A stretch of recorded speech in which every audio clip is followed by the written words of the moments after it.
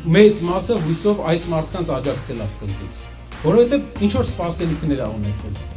Հետո չի արդարացել սպասելիքները, բայց որպեսզի դուք իմանաք ինչքան չի արդարացել, մի քիչ պատմեմ ձեզ ինչքան։ Ուրեմն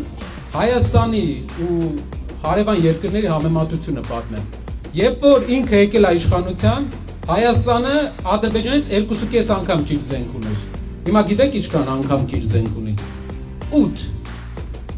Այսինքն Ադրբեջանը 8 անգամ, մեկը 8-ին ավել զենք ունի։ Երբ որ ինքը եկել է իշխանության, Հայաստանի քաղաքացիները ընդամենը 5 միլիարդ դոլարի վարկ ունեին։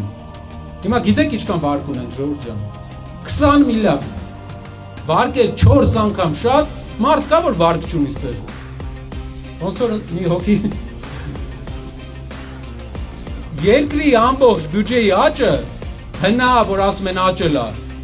15 միլիարդ մենակ ժողովրդի վարկերն են ավելացել 7 միլիարդ էլ պետական պարտ կա ավելացրել Էտա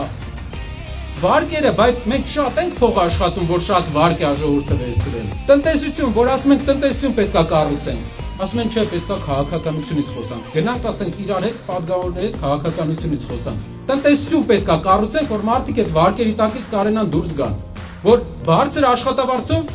աշխատանք ունենան ոնց է ձևավորվում բարձր աշխատավարձը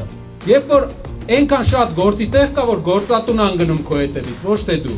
տարբեր շրջաններ Հայաստանում այդ օրերը եղել են օրինակ ժամանակին Սպիտակում երբ որ շինարարություն էր վերականգնում էր Սպիտակը Քեր Քրկոյանի աջակցությամբ աշխատողները բոլորը շինարարության վրա էին ու աշխատավարձերը 2 անգամ աճել էին